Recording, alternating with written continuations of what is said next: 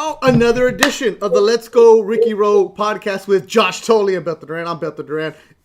If you're watching us on YouTube, your comments are going to come up with us. We are going to see them all. It's going to be available for us. We're figuring things out. Every single Tuesday, 10 a.m. Pacific time, 1 o'clock Eastern time, we are live on YouTube. It's under my name, Bethel Duran, just because I do all the technical stuff. So I don't know how to figure out another page, so just go there, subscribe. On iTunes, it's under Let's Go Ricky Rowe, and some of you guys have been saying, hey, we need to change the name. I know that, but let me just tell you the technical side of trying to change a name. That means we lose all 40 previous episodes. So what we're going to do is change the artwork. We're going to get the Let's Go Ricky and Thole with some Beto. We're going to figure all that stuff out there, but we're going to get there for you. We're going to have new stickers made up. It's going to be fun for you guys. So I'm in Los Angeles. Ricky is in some palatial estate. Josh Thole is somewhere on the East Coast. And what I realized that last week after having Adam Lind on is that we didn't really get into the Josh Thole experience. You know, we talked about it. He's a fan favorite. He's part of the show now. It's the third week with Thole. And Thole, are you okay? Do you still want to keep going? You have that fancy studio? I love it. Not only do I have a fancy studio, this is like the best hour of my day. Hanging out with you guys. It really is. What's up, Rick? How you doing? I'm gonna tell the wifey you said that. Don't tell my wife. Yeah. Ricky, don't tell your wife. She'll tell my wife. But okay, you know that's another story. So with another thing. So if you guys want to go to the Instagram, Let's Go Ricky Rowe. We get some comments from people. We see everybody leaving us comments. I see it all. It's me, myself, and I running the social media. So if you think you're sending a message to Ricky or Thole, you're not. I'm going to relay it to him. I'll send it to him in the group chat. But one guy did say, I wasn't trying to attack Thole. He's a good catcher. I was like, no. It's all part of the fun. Everybody knows. We have the thickest skin here right now. You guys were professional baseball players getting cheered and booed in the same inning. So somebody saying one little thing on social media shouldn't be no big deal, right, Thole? No, it doesn't hurt my feelings. As I said last week, I've been booed by 60,000 of my own fans. A little jab on the Instagram doesn't hurt my feelings. Yeah. And for those of you saying, hey, what's up with Ricky's microphone? I went to his mansion behind the gates. I got past the crazy dogs. I kid you, Ricky has 8 different Rottweilers that are waiting for you. No, but we went. You can see the microphone. I think we figured it all out. But that should tell you the investment that we have in it. So we're trying to get everything for you. You mean the crazy Doberman that's handling the duties outside? Hey, Thole, have you heard that story? We were so when the whole pandemic thing started, we were like, we should just get a dog. We're gonna be home, no biggie. Let's do it. So we adopted. So we were gonna adopt.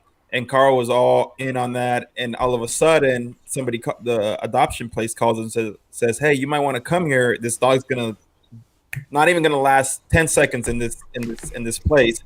It's a Doberman, full-bred Doberman." And we're like, "What?" So we jumped on it, get in the car, we go. It's a little puppy, so we still don't know the difference. It turned out to be a min pin, dude. Oh yes. Yeah. Oh, that's the best. Hey, anybody tries to get into Ricky's house, watch out. So we're at like 6 weeks, we're like, okay, like it's still a puppy, and then they still tell us like it was the runt of the litter. So we're like, we bought into the whole bullshit, and 8 weeks go by, 9 weeks go by, 10 weeks go by, and this thing is still the same size to this day. Hey, let's get a feature on the Instagram story of the min pin. Oh, we got you. That's right. Thole has it. I haven't seen a picture. We'll get you the picture of this dog. Now, she's turned out to be the best dog ever, though. She's hound every time he tries to come in. Dude, but no, seriously, Thole. So every time I go to Ricky's house, I don't go through the gate because that dog is waiting for you at the gate. So like it's a big steel gate. You know, it's a normal gate. You go through. It's like your driveway.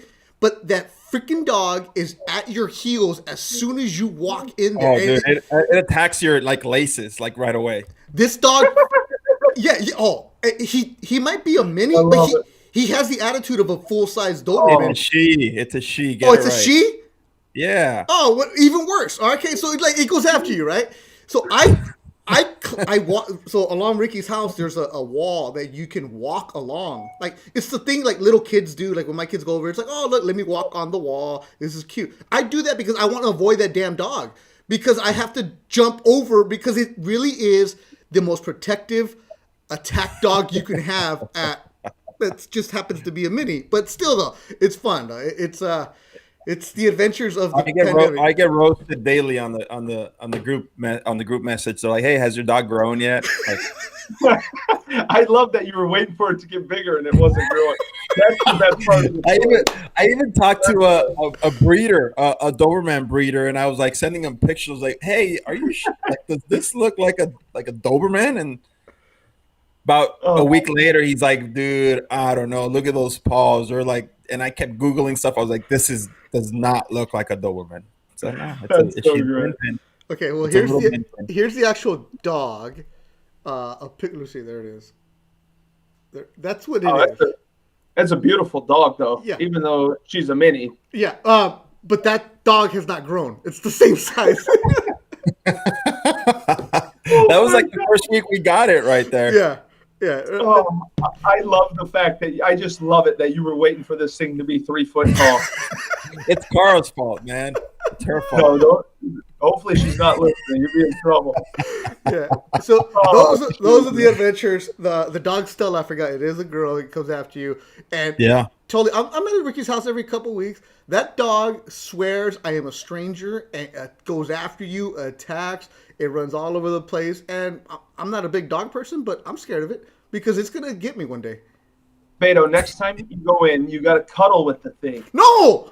What's wrong with you? You should cuddle it and pet it. And no, it's just scared of you. It doesn't move. Look at her now. Look at that. Look at that.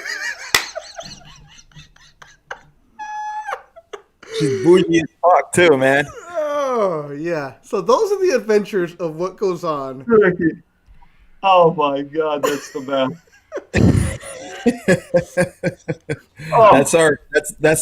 This quarantine top story for us here in the Romero household. Yeah. Well, it's funny. We're in the market for a dog, right? Like I'm not a huge dog person, but my kids wanted a dog. My wife wants a dog. She has allergies to dogs, so we settled on a standard poodle because we can hunt with. Well, now my kids will send me pictures of, like you go to the Westminster Dog Show and how they have like ponytails and they got like the little fur balls around them. Yeah. I said, no, our dog will not do that. Our dog will hunt with me and it will have a haircut every time and it will not look like that. So we shall see. It's coming in September. What kind of dog is it? A standard poodle. And you go hunting with this? Yeah, they say there's some of the, so they're hyperallergenic and they're just great bird retrievers. What do you go hunting for? Ants? Ricky, I have one of the best shots on the south side of Owego, New York. Oh, this is dude, make sure that doesn't get out. Yeah, no, yeah, we'll edit that out. Yeah, of course. Yeah, I'll edit that out. Yeah, sure. Edit that Okay, out. this is kind of where we wanted to go to. So, if you've listened to the Let's Go Ricky Roll podcast for the last couple of years, mind you, it's been 2 years ago that we started this. We appreciate your support. Thanks for hanging out with us. And you know that we love telling stories. Actually, it's more of my curiosity in hearing the stories of what goes on with the players. Because as a reporter, you're always asking the same kind of questions. You get to know guys a little bit, but you don't get to hear the personalities when you're doing an interview. Now, when you have a conversation off the record, it's like, yeah, you're like, oh, that guy's cool right there. And one thing about the reason we brought Thole in is because he has great stories. As you can tell, he and Ricky have great personalities, and they go back and forth with this. But Thole, we didn't get into your retirement life. Like, you were living in upstate New York. A couple weeks ago on the group chat, as we're trying to figure out the show, you said, sorry, guys, I don't have service after this time. I thought it was a joke. And then last week when you had Adam Lynn on, you told them that you have to come to a studio because you don't get service at your house. What is going on in this compound? Like, for real, I don't know people who go hunting. I don't know people that don't live in a city. As you can tell, I've never left a city. So what is a day in the life of Josh Thole right now? All right, so here it is. I live out in the country. no cell phone towers around me, so I got to go to one corner of my room to be able to have a conversation on the phone, much less try to shoot a recording. I have no shot at doing that. The internet, satellite internet does only, the wind blows, it doesn't work. And the wind, I live on top of a hill, so the wind always blows. But so here's how it goes. I wake up in the morning around 6:30 or 7, have coffee. Kids wake up. We're homeschooling our kids right now. So what I do is we do school from about 8 o'clock till noon. And then my wife comes home from her Pilates. She teaches Pilates at Simple Form Pilates. I should get that in there. Free ad. Always. Yeah. So she comes home, and then we switch, and then I go out and do hitting lessons. But where we live is I have a little 2-acre lot that my in-laws had so nicely given to us to build this house. Well, behind our house, there's like 98 acres of other land. Oh my God. And we work to maintain it, and we have a nice pond that we swim and we fish. So that takes a lot of time. I mean, that takes a lot of grooming, a lot of, we get the cattails in the pond. We get grasses that have to be clipped out. We're cutting wood all the time over the course of the summer and into the fall because my in-laws' house is heated by a wood stove. So it's a lot of work, but I enjoy it. Now we have an old 1800 schoolhouse that we're redoing. So I've been on the roof lately. And if I can survive this next week, we got to put the new steel on. If I survive and don't fall off, I'll be here next Tuesday. If I do fall off, I probably won't be here. Then I come home from doing I do catching lessons for baseball. I come home, have dinner, a couple cold beers, maybe a glass of wine, bottle of scotch, whatever it is for the night, and off to bed. Ricky, yo. Hey, I would not survive that. No chance. We're city kids, man. Like, no way. Wait, Tully, no did way. you know it sounds fun. It sounds fun to go visit. Yeah. Wait, but it's different. Did you grow up as a country kid? Well, I grew up in a town in Southern Illinois, but like I was put to work from when my aunt owned a nursery. A nursery meaning like she'd sell plants nursery, not like we bring babies nursery. Okay. So growing up around the nursery lifestyle is a grind. It's way harder than what I'm doing now. Wow. This is easy. And then I have buddies that own farms that I go milk cows. I mean, yeah, I grew up a little bit of a grinder, but then I moved to the city. Like I lived in Toronto, I lived in New York, I lived in Denver, I lived in Arizona. Like it was time. I was done with keeping up with the Joneses. So is it just deer that you guys hunt there? Deer, turkey, pheasants, quail, I guess, grouse. I mean, you can really hunt anything. You can actually, you know what? You can coyote hunt and fox hunt right now in the nighttime. Maybe not now. I think it just ended. But you hunt them in the nighttime. Question for you: who's the most famous person that has come out and hunt in your farm? The most famous person, Heat the clubby from New York. That's it. He's famous. That guy's more famous than baseball players. I never went to. That's actually one of the few stadiums I never played in. So I don't know who you're talking about. Wait, Yankee Stadium? Oh, Yankee Stadium. Stadium. Yeah. One of the guys that works in the clubhouse. Which one is he? Is he the one with the funky hair? Yeah. Yeah. Okay. Yeah. He was always like on the go, man. Like, he is always on the go. Yeah. The guy lived in the Bronx, and he acts like he's like from the sticks somewhere. But it's funny because he drops his four-wheeler off. I still have his four-wheeler. He can't wait to come on off days. This kid's crazy. This is the adventure. Every week we're gonna have to get an update of Farmer Thole. What's he doing this week? Hey, wait. Let me say one more thing about Heat. And Beto, I'm gonna need the recording because I'm gonna send it to him. He needs to watch. He's working right now. So here's the deal. He goes hunting, right? He's telling me how great he comes out for bow season, tells me how great of a shot he has. Okay, no problem. He shoots, no deer, just right at the bags, and he's nailing them. We go out hunting. The guy misses. Okay. It's hard to shoot a deer with a bow and arrow. All right. So we gave him the pass. When he comes back out for rifle season, he missed 3 other times. Went home with no deer. So he went over. Oh, swung and missed. But he told us how good of a hunter he was. You can't do that. This is we're going to need a whole separate podcast on the side that we're going to have to create. Hunter Thole, because there's a rifle season, there's a bow season. Ricky, you and I are like, what is going on? Yeah. I'm completely lost. Like I said, if I went there, I'd probably be like, no. Guys, the weather's changing. It's about to be golf season and fishing season, so this is the time to come. Yeah, I'm okay. I'm all right. I love the honesty. Love the honesty. There's no need. That's awesome. That's why Ricky's like, okay, let's change the subject because no more farmer talk for you right now. I mean, I'll go for golf. I don't know about sitting for 8, 9, 10 hours like I used to hear stories about guys doing, waiting for the deer to appear.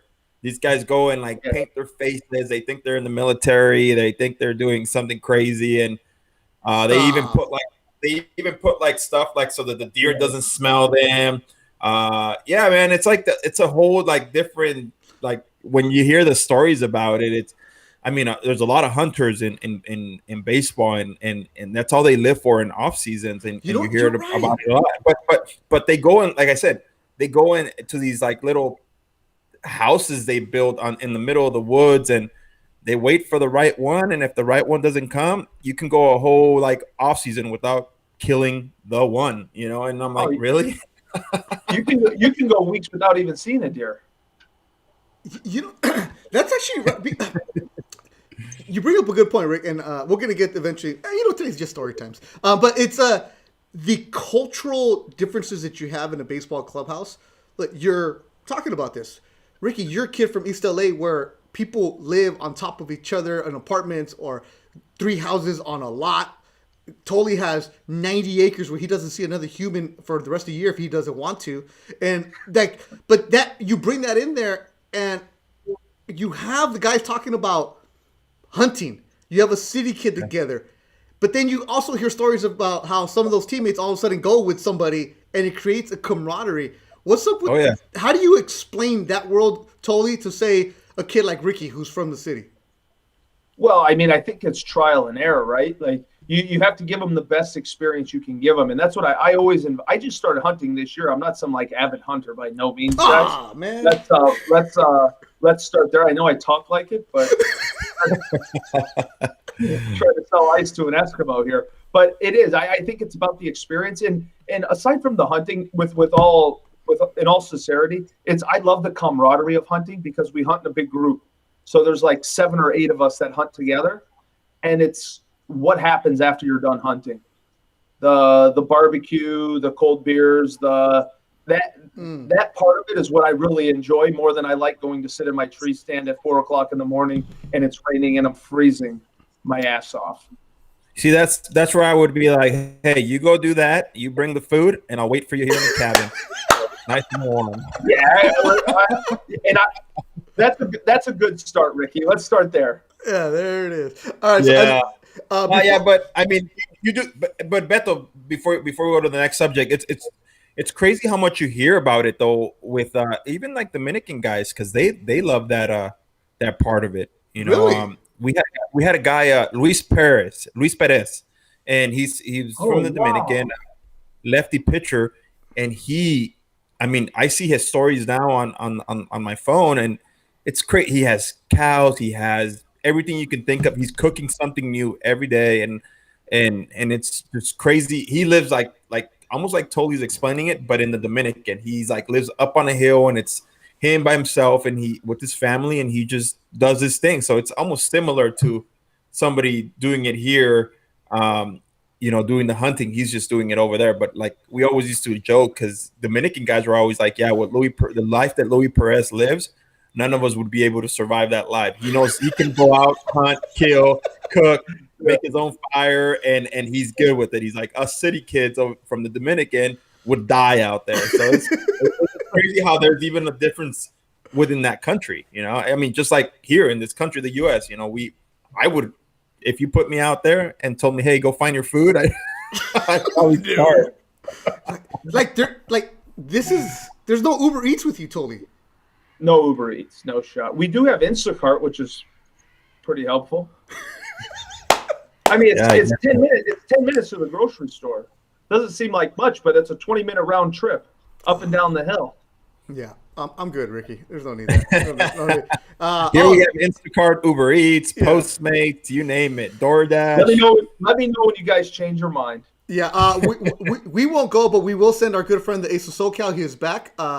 Somebody say barbecue and cold beers. Now imagine taking somebody like him. All you do is kill, and he'll just barbecue for you and the cold beers. We got a guy. We got a guy for everything. All right, as we move on, looking at the Instagram, Let's Go Ricky Rowe, we got a message. This comes in from Lindsay Cron in Manitoba. Says, so pumped you guys are doing podcasts again. I love the energy you bring to each episode. Great topics and insight. Looking forward to drinking a beer and listening to another episode. Sending love from Manitoba, Canada. So thank you, Lindsay Cron, Krahn. Blue Jay fans, UK is always supporting us. So we appreciate everybody that keeps sending the messages. Thank you guys so much. See, so Thole, you're making an impact with the people. Well, I love it, and I know I love it too. I love it just as much as they do. So it's exciting, and I love to hear that Lindsay's having a cold beer at 1 o'clock in the afternoon or 11 o'clock, whatever time it is in Manitoba right now. As it is. All right, so today's episode, it's the day before St. Patrick's Day, March 16th, and I was curious about this. So last night, I'm listening to the Dodger game here in LA, and they're talking about the afternoon game. And as they're signing off, they said, the Dodgers have a split squad game in about an hour, which got me thinking, how the heck this part of the year, or spring training, where spring training is going to wrap up in 2 more weeks, split squads. Thole and Ricky, explain to me what it is, how they figure that out, and if you're a veteran, like, do you get to pick where you go, or how does that work? I think Thole would probably be able to answer this question more, because pitchers always, if you weren't pitching, you have nothing to do with the games, like nothing. You can just maybe watch the morning game, watch a few innings, if that, take it to the house, which is why position players hate us. Wait, hold on. So you go do the morning, you do your work, and then you go home? Yeah. What? Yeah. If you didn't have to watch the game, if it was a team that you weren't going to play during the season, take it to the house. So you're on a golf course by the time the first pitch is going on. Seriously, some guys were. Yeah, some guys were. And obviously, I didn't like golf at the time, so I was always like, I'll just stay for like 3-4 innings and kind of watch what I just wanted to watch the pitchers, and then I'd take it to the house. But I was going to say, I think there's a minimum of Major League Baseball players that you have to have at each games. Like I said, Thole will be able to answer this better, but for pitchers, it was, if you're not pitching and if you're not facing that team during season, don't even worry about it. The night game, only the pitchers that are going to pitch that night or the backup guys are the ones that go, and that's it. Really? Yeah, and I'll speak from a position player standpoint. So, for example, let's just start with the infielders and outfielders. Ricky's right. I think there's a minimum, and I think it's like you have to have 5 major league starters or somebody, 5 guys with a certain amount of service time that have to technically go, but it's not that big of a deal. I know that teams will work that out if there becomes a problem. So with the infielders and outfielders, a lot of times what happens is the veteran guys really decide where they want to go, who they're facing. There's a lot of things that play into that, right?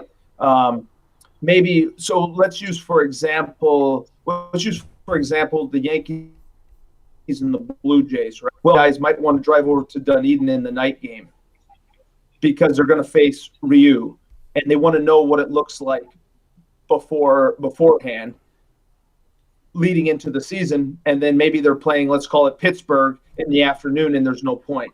So that's how the position player breakdown goes. Now, the catchers are significantly different in the fact of who's pitching in what game and who's going to catch who, right? So let's say Garrett Cole doesn't want to face the Blue Jays, he'd rather face the Pirates.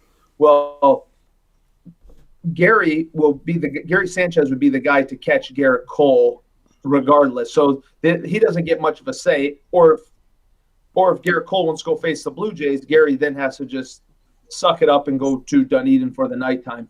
That's how the catching situation goes. And then the guys backing up, you're just it is most of the time, if you have the most service time, they'll ask which one you want to do.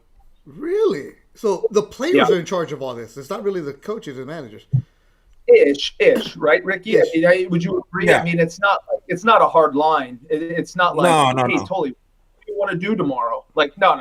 The bench coach handles all of it. Don't think the manager's walking around asking who plays. The bench coach is what keeps those major league teams moving. Huh. And it really is. And like he said, it's some guys like playing under the lights too when those night games come, because it's time for you. When the season comes, you have to be ready for those night games. You don't play really any day games other than the weekend games. So some guys like to start getting used to playing under the lights and doing all that stuff, and just kind of feeling that different adrenaline rush of, all right, it's a night game. I get to prepare the way I'm going to prepare during season. I always wonder that for spring training. I'm like, we should have more night games, because when the season comes, you're up early, or during spring training, you're up early almost every day, up early. And then the season comes and you got your first game's at 7:05, and now you're up at 6 a.m. and you don't know what to do with yourself. So I always wonder why, like the last, it's not just all night games to kind of get you into that routine of having the full day, what you do, like getting ready to prepare pretty much mentally, physically, and how your routine is going to look for in season. You know, Ricky, it's funny because the Yankees last year, before COVID shut us down, we had that. I think that was the original plan. Was the last week of the season they were going to be, or last week of spring training, were going to be all night games to start changing the guys' clock, because people don't talk about it, but that's a big deal. It's a huge deal if your body clock isn't used to it. Now all of a sudden you're playing at 7:00 from here on out. That's I never thought about that too.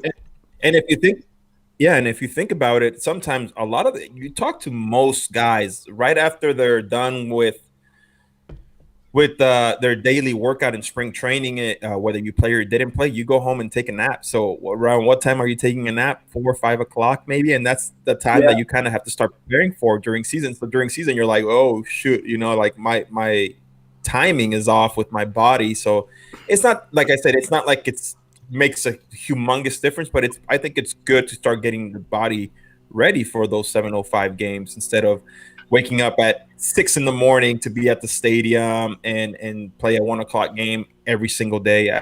It's just something I think to maybe look at. I mean, we have so much information nowadays and all these like sleep technology things and people talking about all that good stuff that might be something that you have to look into, I think.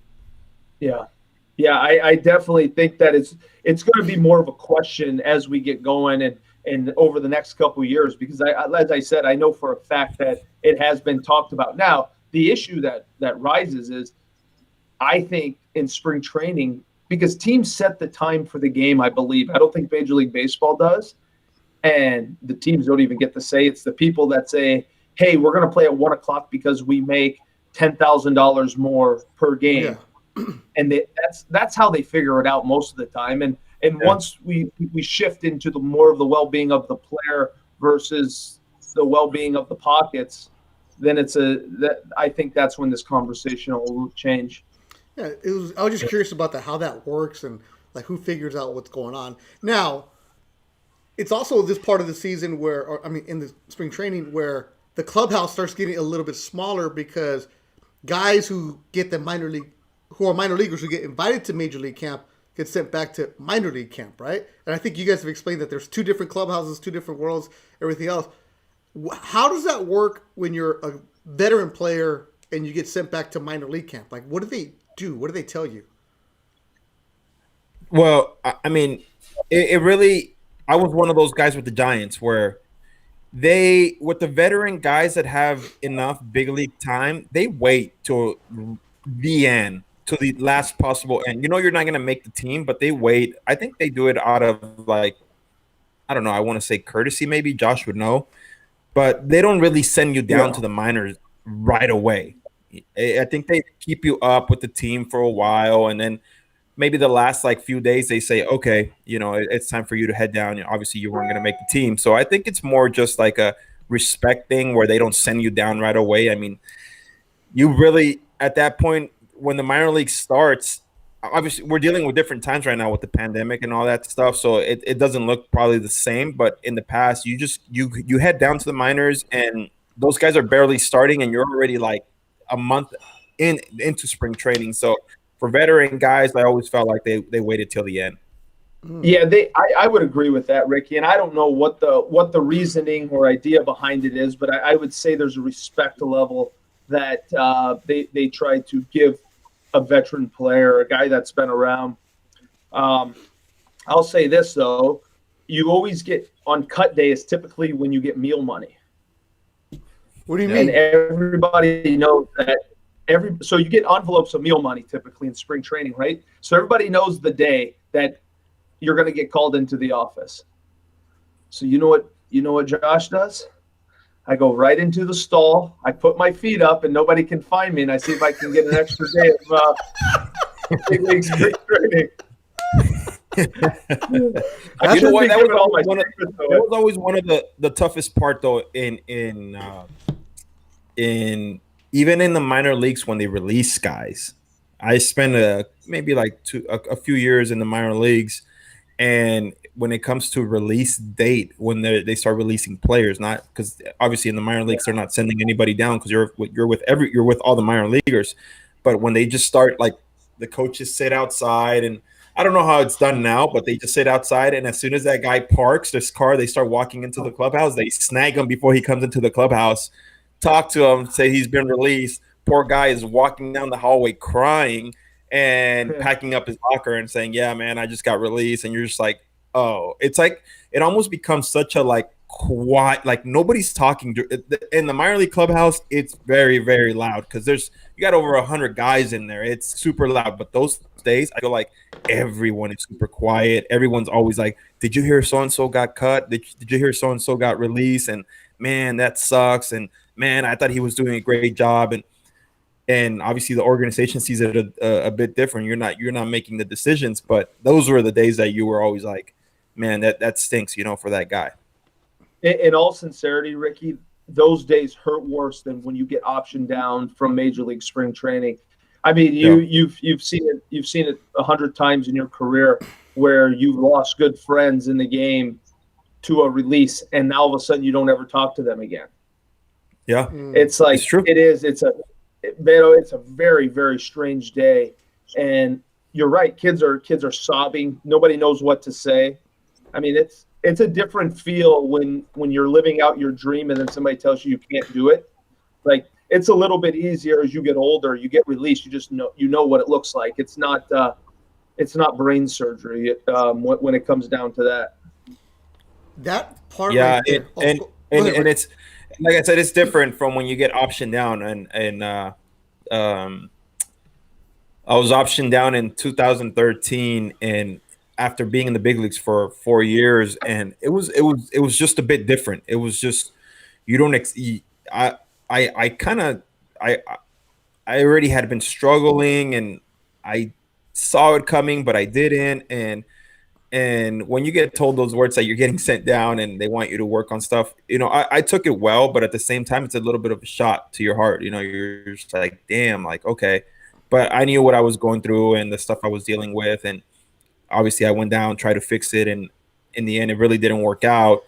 But but I think they do a good job about the veteran guys and making sure it's the young guys that they kind of, hey, you're in here for 2 weeks. And like Josh said, when that meal payment comes in, they're like, okay, we're not giving it to you. Or and if they give it to you, they when they send you down to the minors and the minor league paycheck comes for meal money, they make sure they deduct that money, so you never get away with like a little extra in your pocket. They always make sure they get it back somewhere.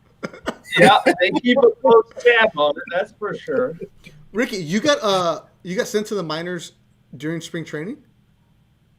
Yeah, well, So my first spring training, As a veteran, as a veteran. Yeah, I did. Yeah, twice with the Giants and with the Blue Jays in 2013. Yeah, when the team made all those moves where they acquired uh, uh, Burley, Josh Johnson, Jose Reyes. It was totally. Was that your first year in Toronto too? Yeah, that was my Yeah, first year. and So then R.A. Dickey, and they made a big splash that offseason, and I was supposed to be part of that rotation with Dickey, JJ, uh, Josh Johnson, who was nasty, and obviously things didn't plan out for in Toronto, and it stunk because I mean, Josh would be the first one to say it. That guy in Miami, Florida, was one of the nastiest pitchers you'd ever seen, and then you got Mark Burley, who we all watched, as young kids when he was with the Chicago White Sox, and then went to Miami, came on that deal too. So I was supposed to be part of that rotation, and just things just didn't work out at all for me and for Josh that year. Yeah, and Josh, at the end of the day, at the end of the day, though, Ricky, like I would say this, like you've had such a great career, and this is how I always looked at it: is it is challenging and it's a kick in the stomach when you get sent down. But some of the best advice I ever got was from Todd Helton, and he says, no matter what happens, you go down, and if you can maintain the professionalism, which Ricky, you always did, like it sets you up for what's next. And I think you see what's going on, and you have a lot of respect amongst Alex and Perry and the front office that was up there because of how you handled things. And you have anybody that plays in the big leagues for as long as you did has had a great career, and that's and I don't think anybody can take that away from you whatsoever. And I think the same goes to you, because I think the way you handled when we were in Buffalo and we had fun, I don't think we let that dictate the mood that we were going to have for the rest of the year. You can either be miserable and make your life just completely hell, and AAA, be bitter, be mad at everything. But I think we did the opposite. And even though I was going through a rough time, it still, I felt like I had a duty to make sure that, hey, the young kids are looking up to me, the young prospects are looking up to me, that I have to make sure I act like a pro, and my job is to be a pro. And and when the Sportsnet feature came on, I did a Sportsnet feature on mental health and all that not long ago, and the amount of players that reached out to me was crazy, from like the Kevin Pillars to the Kevin Bigios, and just guys saying like, dude, you Kevin sent me a nice message, Pillar, saying like, hey, you were such a young mentor, and even though times weren't going well for you, man, you still made a lasting impression on me. And then we rewind a little bit. We rewind a little bit about we were at the winter meetings with Joe Musgrove. I'm never going to forget what he told me.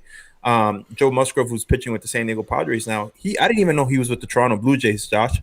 He was a Toronto Blue Jay at one point in his career, and he said, the first time I've ever met you, you were the nicest guy ever. Like the nicest, like you were already in the big leagues, you were established. I saw you at a movie theater, and you treated me so nice that I remember that forever. And I said, I want to make sure I'm that kind of person to younger guys. And I was like, holy shit, and this is like a well-established big leaguer now. And I was like, man, like this is the person that I wanted to be. I'm more than a baseball player. Well, and that's the thing, Ricky, is like, this is what I spoke about last week, was the idea behind passing the torch to the younger generation, right? Mm-hmm. The importance that it, and the respect that you need to have for this game can only be told through somebody's lens that's really done it and knows what the struggles are real, whether it's a mental thing, a physical thing. And if you can give the younger generation those experiences, I mean, we talked about this, there's no reason to beat a dead horse on it, but the fact of the matter is that's what's really missing, because you're no longer, and mark my word, those conversations that Joe Musgrove had with Ricky Romero are not going to happen. Hardly any, if at all. Yeah, and I remember like Josh. It was Josh and Mike Nikias who were the veteran position players. Andy LaRoche was part of that team. Yeah, and I remember you guys handling the position like Kevin Pillar, because Kevin Pillar was up and coming at that time. Ryan Goins was up and coming at that time, and I remember Ryan Goins rolled up one day, I think in maybe a Louis Vuitton backpack or a belt, and you guys were giving him crap. You're like, guy, what are you doing, man? You're not even you're not making that kind of money yet. Like, you're gonna get there. But right now, hey, relax a little bit on this, and you guys might have been giving them shit, but it was like, it's the truth, your time's gonna come, and I just remember you guys being a positive influence for that young crop of those guys that were coming up. We all saw what Kevin Pillar could do hitting wise, but I always make sure I always heard how you guys always kept them humble, and make sure it was like, hey, yeah, it's easy for you right now, but there's going to come a time where you hit that wall. Yeah, and you're going to triple it. Yeah. Right. But the thing about it is what I loved about that team was that was really one of the last years that everybody sat around the clubhouse at the end of games, played cards, had pizza, a couple beers. Like, that was the last of the generation. And I thought we had just absolutely fun veteran team led by downtown Marty Brown. I mean, geez, what a better, we could ask for a better skipper. Wait, what was the name? Marty Brown, but we called him downtown Marty Brown. Who is this guy? Because both of you immediately just started laughing. YouTube Marty Brown injections. That's all you'll have to. That's the only YouTube that you need. Yeah, it's worth the watch. Bob Stanley, we had a good staff, man. We really did as a whole group. That's what Ricky. I have to say, I think that's what kept all the older guys together, was us as a group collectively, along with the staff, made it fun. Oh my God! It pops up right away. Marty Brown injections. First thing on. Yeah. Hey, Beto, don't watch it now. Watch it later. There's a ejection when he got ejected in Norfolk, and he sat on the field on an interference play at second base with Jimmy Negrich. I'll never forget it. Buffalo Bison's Marty Brown suspended for sitting down on the job. Future podcast guest. That's what I love about this podcast. Totally is. I think it's funny. I think he got kicked out in Norfolk. I don't know if it was that time. It might have been that time. Yeah, I was there. And I remember I walked into the clubhouse and he's sitting there watching the game on the TV with a beer, and he goes, "You like that?" Yeah, he loved it. He loved that the boys would get fired up when he would do. Oh, dude, I sat there and I was like, "Oh my God, man, that was the funniest shit I've ever seen." But yeah, it was a good group. It was as much as it was. We all hear about the AAA stories, guys being bitter, guys being mad because they're there. You're gonna run into that, but for the most part, I think these guys, we all kept it loose, and I think they all did a good job because we'd all been there. We'd all been to the big league. We'd all experienced success, and it's like anybody that comes here and tries to be a little shit, like it ain't gonna work, man.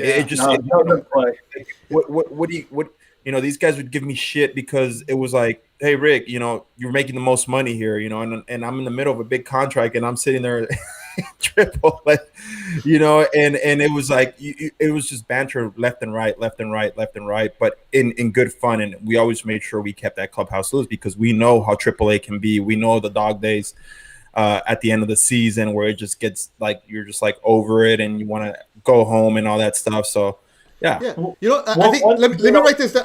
Let me write this down because before I forget it. What do you think about topics coming up pretty soon for our next episode or later on the road? Manager stories. Would that be? Yeah. I mean, we don't have to say name. I like that. I mean, maybe keep the names out of it. Yeah, keep the names out of it. Okay. I love that idea. I'm sure Marty Brown would love to come on here and tell his stories, dude. Okay, we gotta find the guy. I don't know where we can find the guy. Okay, yeah, you're right. I haven't even heard of him. But it has to be.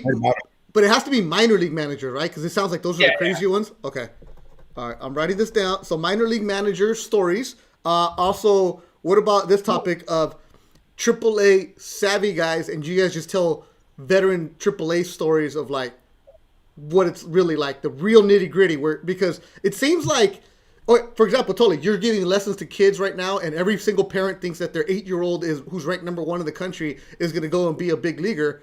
Like, this is the real deal of what it goes on, because you guys had the highs, but then at the end of your careers, you're in AAA. Like, maybe an episode on what the hell really goes on when you're a veteran. Yeah. Okay. All right. So that's 2 episodes right there. All right, cool. So back to that. All right, go ahead, Totally. Sorry about that. I just didn't want to lose my train of thought. That's a good point. And this can be talked about later. I'll say the Buffalo Bison's 2013 team, 8 better than anybody in the International League, thanks to Ricky Romero. Do not go to AAA on a big contract. It's going to cost you more than what you're making. There was a few times I picked up spreads, yeah, for sure. Because man, that's the other thing. Our AAA spreads were a little rough, man. Scott Lasher.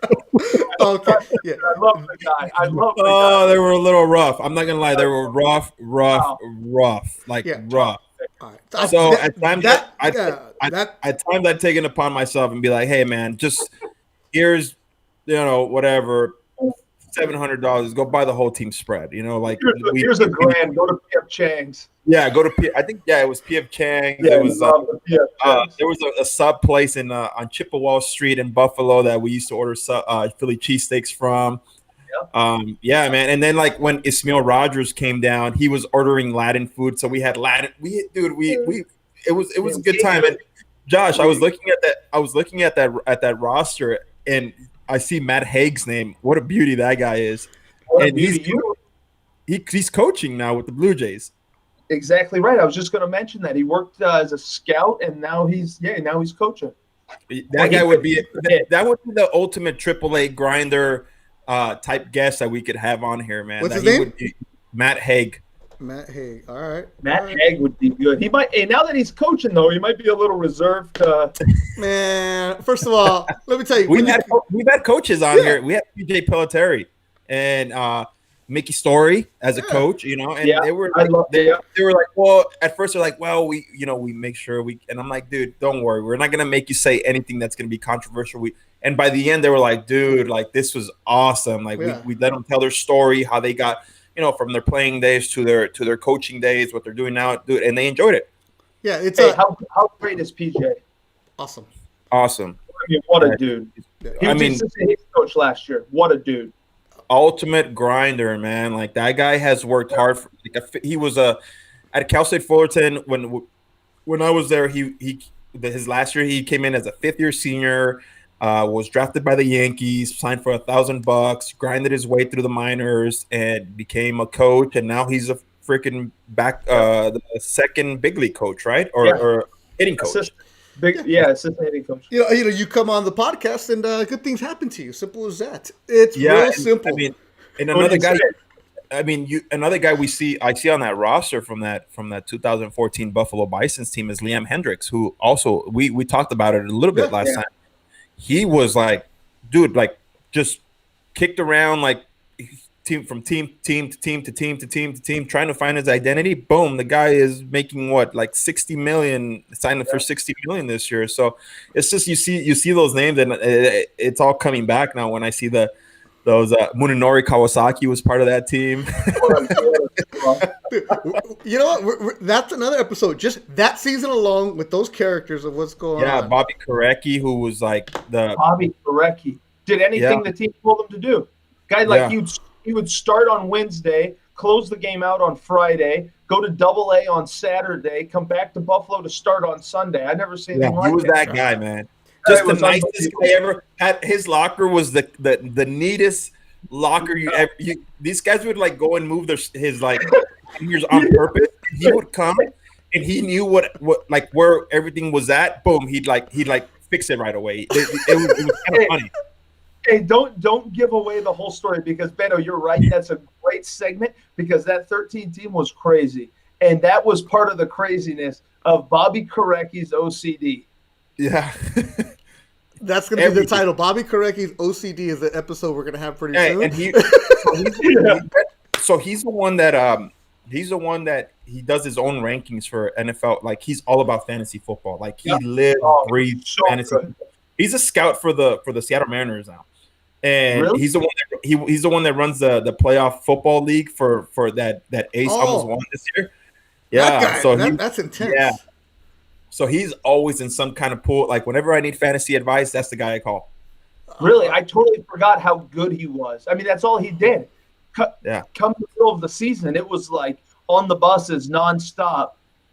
Fantasy And very football. smart, but like very like he was like a hard like dude. That team was cool, man. That team was cool. That's a whole other episode. All right, so we got crazy minor league managers, AAA grinders with Matt Haig, I believe, and then your 2013 Buffalo team and Ricky spending $1,000 on dinner every single night. Andy LaRoche would. Yeah, hey, that would be a guy we could probably get on to talk about the team because we can have a reunion. We're gonna be huge in Buffalo that week. They're gonna love us right there. Andy LaRoche, man, he was funny, man. We need to get a hold of Marty Brown. Let me do some legwork on this. This guy, he might be an Asian. Nobody knows where he's at. He might be an Asian. Didn't you play for Wally Backman too? Doesn't he have great stories? Yeah. So I mean, Wally has great stories, but it's hard to get Wally off the fishing boat. I just talked to him a few days ago. He's like, "I'm fishing. I'll call you back." Oh, okay, there, skipper. There you go. Oh man, look, see, time is flying by. 51 minutes into this, we got all kinds of good stuff today. Totally. Once again, if you're listening every single Tuesday, 10 o'clock, we do it live here on YouTube. Listen on iTunes, Spotify, Google Play. Ricky, I think say Google Play. So if you're an Android person, it's available for you all over Canada. All kinds of good stuff. All right, let me go back to the topic of today, though, the minor league camp. Not the minor camp, the spring training when guys are getting released. I wanted to ask this, totally. When a guy that you know, like, is your boy, and you said it earlier and it stuck with me, and you said, I'm never going to talk to him again because you know him as baseball, your teammate, you came up with him, and you see that, and somebody who might be a surprise released, what goes on in the clubhouse? Do, like, people talk to him? Do they avoid him? Like, how does it work? No, it's mainly, it's a few hugs. Hey, I got released. Most guys hit the road right away. Some of the close friends that I've had that have moved on, they just got in their cars and they went home. They started driving home. So there's no time to have, to go out to dinner. Now there's guys. So that's one topic. And then the guys getting sent out of major league camp that thought they were going to make the team or projected to make the team and then get optioned down. That's a different conversation because most of the time you can go to dinner with them, talk them off the ledge. That happens a lot. I mean, a lot, especially with the younger players getting sent down, don't think they deserved it. But when guys get released, they are out immediately, and you never speak with them. And it's sad, but that's just kind of everybody moves on, and marriage and kids and everything else. It's kind of that's how it goes. There's a lot of guys I wish I could find and reach out to. Is it kind of like Hard Knocks, like when they cut guys? And they just put their stuff in the trash bag? Yeah, pretty much. Damn, that's man. I mean, they don't give you a trash bag. At least they let you keep the Blue Jays bag, or whatever team you belong to. I mean, for me, it was Blue Jays. That's where I saw it the most. Do people like throw like a tantrum or a fit where they flip stuff over, or like they get pissed off, or is that just in the movies? I mean, I've heard of stories. I've never witnessed one. I've never witnessed one, but I know guys that have been sent out of, or guys that have requested a trade, and they snap on the skipper. I can think of one story in my mind right now, but I don't think that. I think that's a little embellished. I think most guys are professional, take their lumps, and move on. What about young kids who are super cocky, who got the Louis Vuitton bag and thought they were making the team, and they're 20 and they're not? It depends, though. It could be the Louis Vuitton guy. It could be the Louis Vuitton carrying bag guy, and he could be a first rounder, and he knew all along he wasn't going to make the team. Okay. And he knew that, hey, I'm going to come in here and do my work. I signed for, I don't know, $5 million.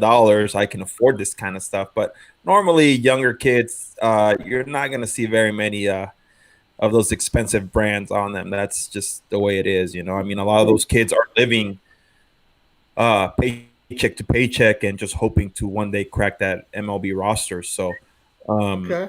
it's mostly I think nowadays it's more when I was younger, I didn't even know what Louis Vuitton, when I signed with Louis Vuitton, what Gucci was, or none of that stuff. I was just like, now every junior high kid has it. Yeah. Yeah. Well, now it's, it's interesting though. Like that topic is very interesting to me. Okay. So it's not so much about the bags and the belts and the wallets. What I found out was that this was very interesting. I was on a team in 2019, and we were traveling on a plane, early morning flight, and one of the younger kids had shorts on. Well, I was always brought up, you don't wear shorts like what on the flight. Be professional, put some slacks on, wear nice jeans. And in today's world, most skippers are super lenient. Just wear jeans and nice shoes and a button up. Well, this kid had shorts on, and our body types weren't really didn't match up. But I said, you know what? I have some service time. Here's my clothes. You're going to wear my pants and my shirt, and I'm wearing your clothes. And I put these little white shorts on, and I walked through the airport. But that's what we're seeing now more than we're seeing bags and backpacks and stuff. It's more that the style stuff that, and it might be professional. Well, no, it's not professional. Holy Jeans is not professional. Look like you're part of a ball club. Look, you're representing that team in particular. And when you wear jean shorts with holes in them, that's not professional. Totally. Why'd you do that? To try to teach the kid a lesson, because I had the conversation with him. I said, no, we wear pants. We don't wear holy jeans. And then the next trip he shows up in shorts. So that was he got my size 38 pants, and he had about a 28 waist. Yeah, man, I think that's the biggest thing, and obviously times are changing. When I look at guys jumping on big league flights nowadays, it's completely different. The style has changed, and you're allowed sneakers. When I came up, you weren't allowed to have any type of sneaker or anything with laces. It all had to be dress up shoes, and you had to wear a suit. Yeah. So obviously looking, 10, 12 years later, all that stuff has changed big time. Like some guys, it's all about what designer you're wearing and what kind of Christian Louis Vuitton shoes you're wearing, or whatever you call them, with the spikes, and everyone's trying to make a fashion statement, and that's just the time we live in. I mean, I'm not bitter by any means about it. It is what it is. I'm just like, man, I wish I was a part of that, because jeans is way more comfortable than wearing suit pants and on a plane for like 4 hours when you're coming to the West Coast. And then, I'm bitter about it. Why? I'm bitter about it. I think it just looks ugly. Because the catchers sweat, man. They're sweating 24/7, man. Yeah, it just looks good. You know what? It used to be a luxury when the skipper would say, "Hey, no tie on this trip." We were like, "Oh yeah, no tie." But a little overcoat, a little suit coat with some slacks and some nice dress shoes, it's not that hard. Now listen, you're traveling overnight. You're getting into the hotels at 3 and 4 in the morning. I'm good with that, but when you land in New York City at 7 o'clock on a Sunday night, and you get off the plane and guys have hats on and ripped jeans and sneakers, like, come on. I don't know. I'm bitter about it. What do you got on that, Beto? Are you the type of guy that likes, like, there's a certain professionalism? I mean, I know in the NBA they travel in their sweatsuits. In the NBA, you don't have to wear that. It's you wear your sweats, and that's it. You wear what you want, but when you walk into the arena, you have to be dressed up. But when they travel, it's perfectly fine. You can wear as long as it's team issued gear, you're fine. I get that. And I get it.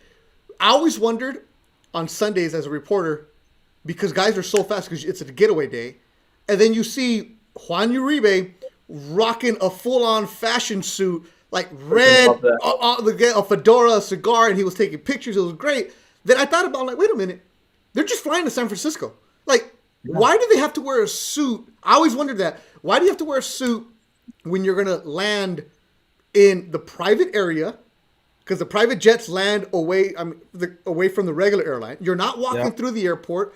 But then you made a point to me. You said, "Well, when you're getting to the hotel, it's the Ritz, the Four Seasons, wherever the fancy exclusive hotels you guys are staying at. Then I can see that you walking in, you want to be professional. Yeah. But if you're walking in at 5 a.m, dude, just let it go. Sometimes, let it happen. No, I do, and I would say I would let it. Like the team issues sweatsuits. I think that looks more professional than dudes wearing whatever the hell they want to wear. Yeah, because you manage it better. Yeah. Yeah, guys, let's be honest. Maybe I'm bitter because I have no style. No, but I get it. I get what Josh is saying. It's easier to throw on when in AAA when I was with the Giants, and even in with Buffalo, it was like just wear some nice jeans, some dress shoes, and a dress shirt, and that's it. And a coat.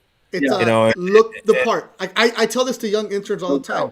When you're younger, you better dress how the job that you want. Not the job that you have. Exactly. I always tell them, walk into that TV studio, make sure you have a collar shirt, make sure you have nice jeans, make sure you don't wear running shoes, you look the part. And it's changed. I know we're sounding like old guys. I'm in my 40s. I'm something like that guy. But at the same time, as soon as you can see him the first time, you're judged. Now, when you're, Big Papi, you can do whatever you want. His expensive jeans. Do whatever you want. Yeah. He's earned it. His expensive jeans cost $5,000 per ripped hole. It's fine. You can do that. But when you're the 28th guy, you got it time and place. You see, but for us, my rookie year, it was Roy Halladay wearing a suit, so you better be wearing a suit. But that's what I'm saying. You say that about Big Papi, but I bet you 95% of the time, Big Papi probably had some sort of slack on. Yep. A three-piece. I've watched. I mean, I've walked out of the stadium with him, and it's like three-piece suit. It's like it's fresh. That's fresh. And he wore it once. He wore it. And then donated it. Exactly.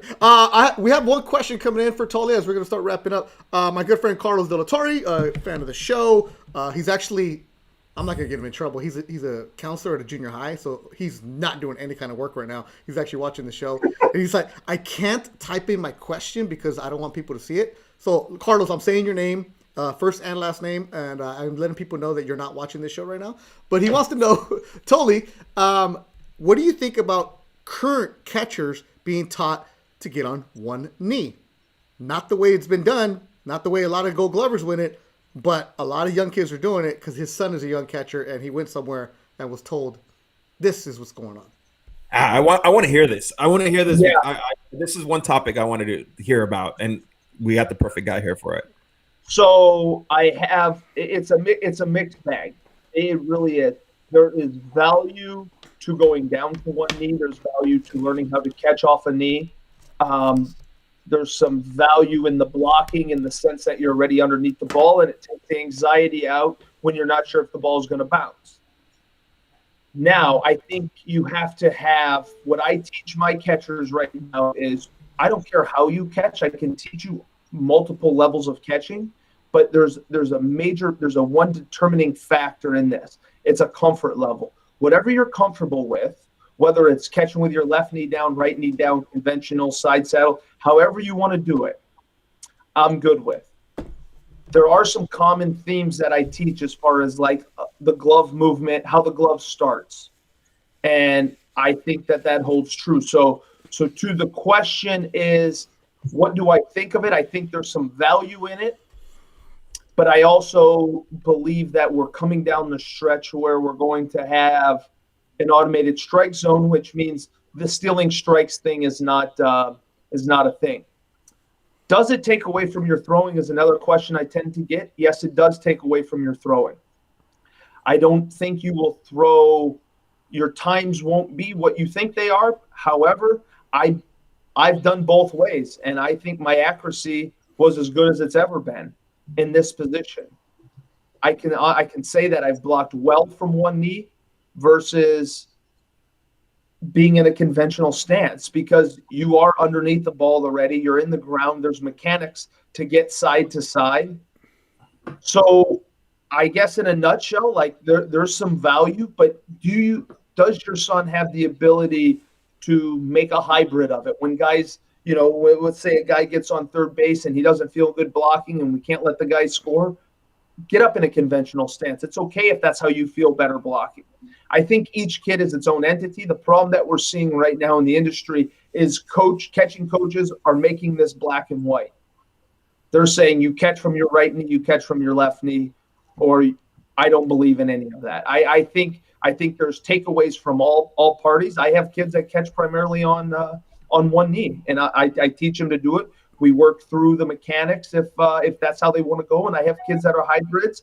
And for that fact, I have some kids, actually I have 2 lessons tonight where kids don't even catch from a knee. They catch old school. And there's way to integrate all of this. Do not let your coaches sell your kids on this as black and white. Now, Thole, question for you. Do you think analytics has ruined a bit of the catching position? Yeah, it's ruined a lot of the catching position. Analytics from a standpoint of, we can talk about stealing strikes as a piece of the analytics standpoint that we can call has ruined it. But I will say this, there is some value in working. It's a little bit easier to work down to up to the ball versus out of a conventional stance. That's why I believe in what I call, and I wish I could show it on here, but I believe in more of a glove load, to load your glove down a little bit. It doesn't have to get to the ground like we're seeing some catchers today do, but it has to move a little bit so you create some momentum and you create some rhythm for the catch. So from that perspective, it has ruined it. The analytics have ruined the stealing strike piece of it, no doubt. Where analytics has really ruined it, and I have a real hard passion for this, is game calling. Game calling is becoming obsolete. I'm frustrated about it. There's no more reading swings. There's no more having to understand who your pitcher is. You used to have to know you used to have to rank your pitchers' pitches inning to inning. Now you don't even have to worry about it. Yeah. Everything comes on the wristband. And guys, I wish I would have just kept the wristband from last year, but it really tells you exactly what to do and what counts. Stop it. What pitch to throw with what guy to what hitter in certain counts. What? Yeah. That detailed? And a little bit to that, I mean, and Josh would know this because he's behind the plate, and I'm the pitcher. It is, your curveball is not always there, and if this guy can't hit a curveball, but you the pitcher can't seem to have a feel for it, why would you make your pitcher throw that pitch if you know you can't? It's about feel and what you're feeling that day. There's certain days where you have certain pitches and certain days where you don't. Let me give you guys this one. So I had a debate with somebody one time. I had a kid on the mound that he threw 102, just threw absolute pellets, and had no breaking ball. Well, the wristband, obviously, the kid throws 102. What do you think the wristband's going to say? All fastballs, right? Well, we're in the midst of playing a game that absolutely means nothing. But the idea that we have to follow the wristband and not throw any of his off-speed pitches. So I presented the idea. I said, guys, we have a novel idea here in the fact that what if we develop a breaking ball for the guy? So now he throws 102 and has a breaking ball. Because 102 in the big leagues gets waffled if that's the only pitch you can throw. And I was told to follow the wristband, so that's what I did. You know what? And I look at a little bit what I look at Yadier Molina. Obviously, that's the perfect example, and he's stuck to his style his whole career. And you look at that, and you're like, why don't we mold more catchers like him? What is wrong?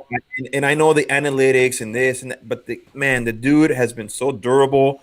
He's good behind the plate. I mean, Perez from the Cleveland Indians has kind of followed him, and I'm like, I'm sitting here wondering, why are we not following that model more? Those are two examples, Ricky, that I tend to use with my guys because they do use hybrid stances. They use multiple different stances for whether it be location, game situations. Like, if you watch those guys catch, they go to a knee at times, and you can't argue. It's on the video. And then there's times that they're in a conventional stance with a certain guy because they don't feel good blocking the guy's breaking ball. Let's call it right. You have to understand what your body can do and what position to be in, instead of just teaching a one-sided one-sided method. Why are we not teaching guys that? Kind of a harsh comment, I think, but like, there's some guys that probably don't know how to teach it. Yeah, I know it's true, and I just think when I look at, I mean, and I had the pleasure of having great catchers throughout my career in Jose Molina, who comes out of that bloodline, and when he would steal strikes and hitters would look back at the umpire and he would just kind of like I there was times where I'd throw a pitch and I was like, damn it, and then all of a sudden the umpire strike and I was like, whoa, he bounced that nicely, like, and you're like, how did I get that strike? But those guys are like magicians with their hands, and I feel like with that catching precision, we really don't see it anymore. Where it's like you're trying, like, you see the whole, like, I'm gonna yank my hand from, like, little league style, from the outer half into the middle, and it's like, that's pretty obvious. Where these guys were like, they knew how to catch a ball and make sure they put themselves in a good position to get that strike. Right, and Ricky, what I actually tell my high school kids is it's more body position and where and how you set up on the plate versus it is anything else, right? Like, you teach the kids to start a little bit of like a bigger move, so they get used to, like, we're not framing pitches like this anymore. We're not framing pitches like this anymore. Those days are over, right? But the fact of the matter is you put them in a good position on the plate and on the edge of the plate and on the corner. That's why, first off, Jose Molina caught from a knee, especially at the end of his career, more than anybody. Yeah, he did. And he was so good with the pitch in the bottom of the zone, but nobody ever talks about it. But if you go back and watch video, and you threw to him, so but you understand what his objective was to really master the pitch down in the zone and down and away and down and into guys. And he had the ability because of how low he was. But I think if you watch Yachty catch and you watch Perez catch, for example, watch where these guys set up. They don't set up they very rarely do they set up. A, they hardly ever set up in the middle. And B, they very rarely set up on the thirds. They work the edges with guys that they can do it. And that's what makes their move look so small.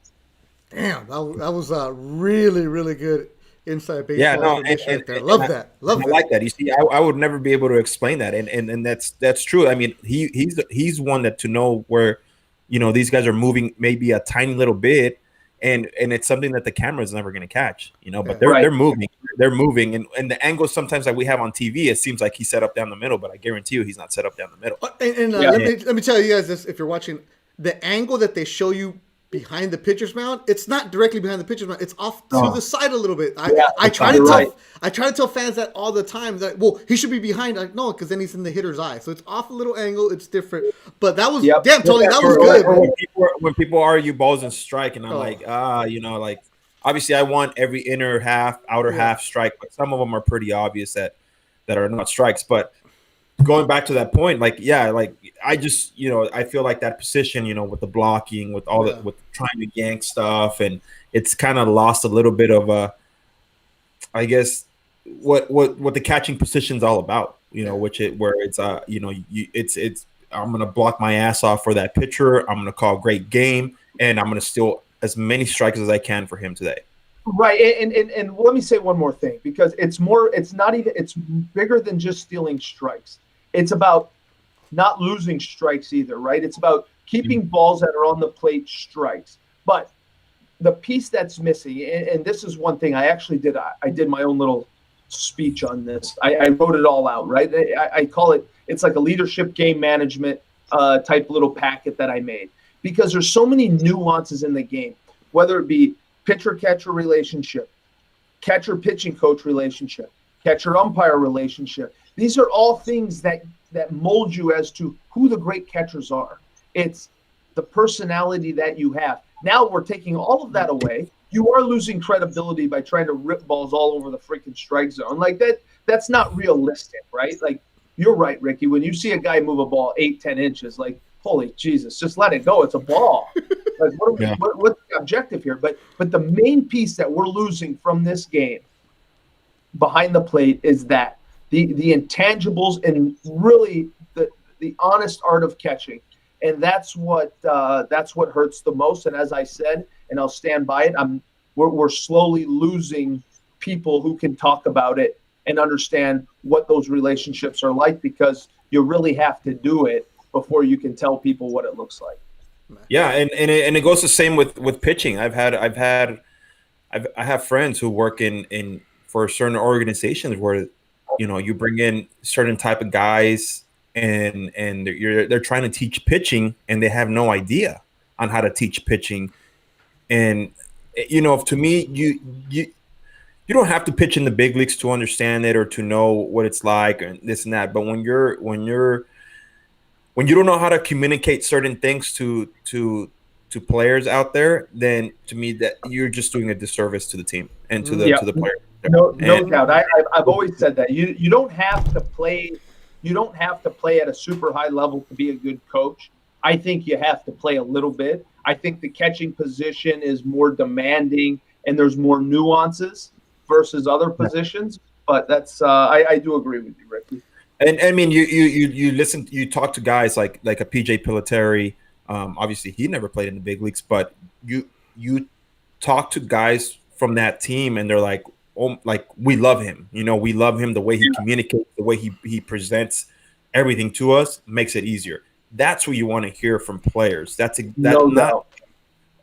where a coach leaves you like, "What did he just say? And what does he want me to do?"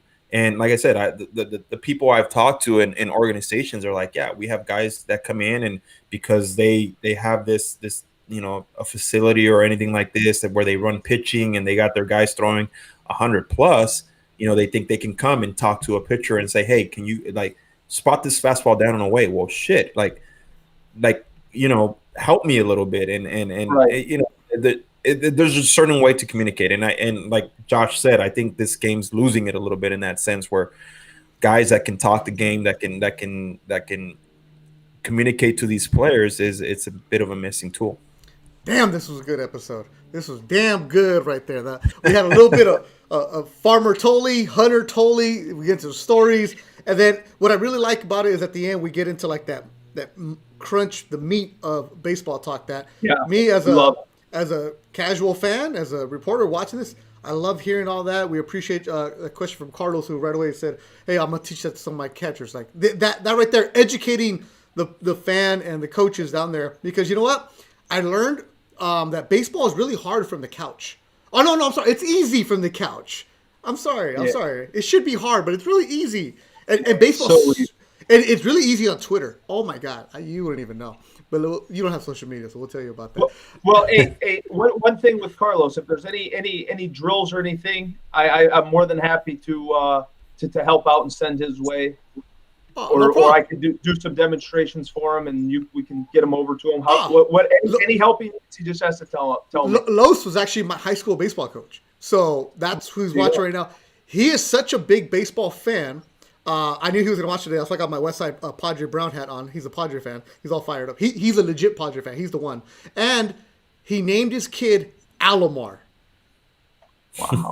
Yeah, so love that. That's how much of a fan he is. So he named his kid Alomar. So Alomar is going to be getting some catching lessons from Josh Thole. So, all right, Thole, we'll do it again next week. We got to find downtown Marty Brown. Is that his name?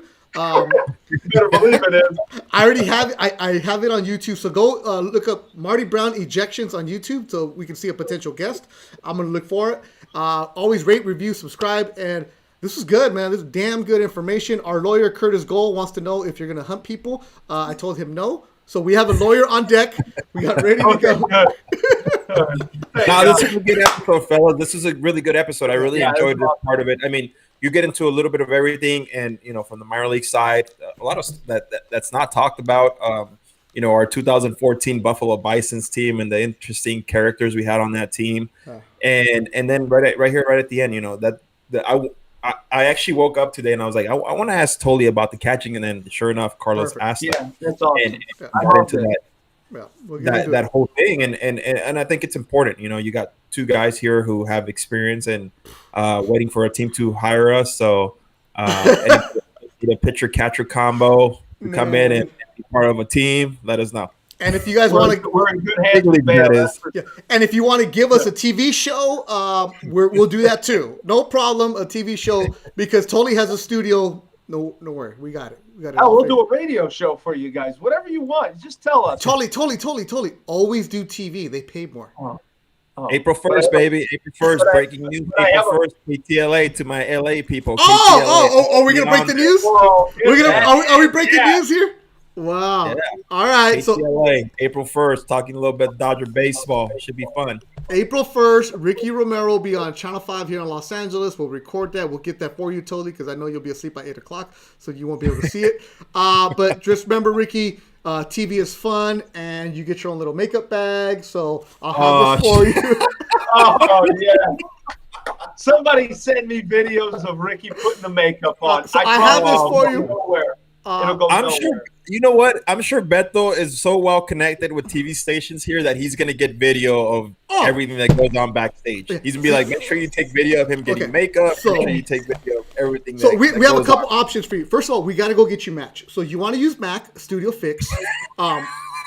So when you put your makeup on, Rick, you don't put it on. You dab. Okay, so you put that on. Most importantly, though, you need the makeup removers, because as soon as you get out. Rick, as soon as you get out, you're in that car, you're wiping it off. Because now, because of COVID, I don't know if they're going to have a makeup artist there for you. So we'll take care of you. Our good friend Diana Harrison, makeup artist, she sent some stuff over. And if you want to get some, you're bald, right? So you got to do something for your head. We got anti-shine for you, Rick, too. So I got you. Look at this. I got you a little gift. How do you open this one up? So this Diane got him a gift, Beto. No, she gave it to me. This is just to get rid of the shine on the top of your head. So we got you. Ricky, let me see this shine. Oh yeah! Guys, so, can I ask one thing? On Friday, April 2nd, can we do a special show? We might be able to. We might, yeah. You know what? It would actually be pretty cool, because we can maybe get into the whole our experiences with opening day, since April 1st is opening day. Yeah, we could do 2 shows that week, no problem. Or we bang Tuesday. No. For the people, we do Tuesday preview. We'll do a little preview stuff, and then that Friday we'll do Ricky recap. I'll get some video. Also, Rick, I'm tell the dog to get out of the way, because I'm coming over, because I got some eye patches for the eye puffy reducer. So, hey, can you send me some of those? Oh yeah, I got you. So these are Korean right here. You just put them on your eyes right here. It'll takes years off of you. You'll look fantastic, my friend. Nobody, these videos will go nowhere, I promise. Boys, this was awesome. I loved it.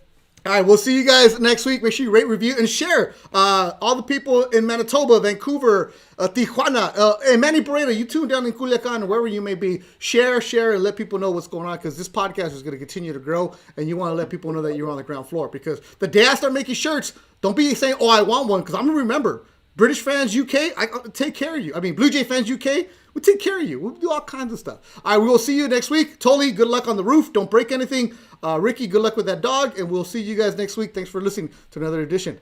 Adios. See you guys.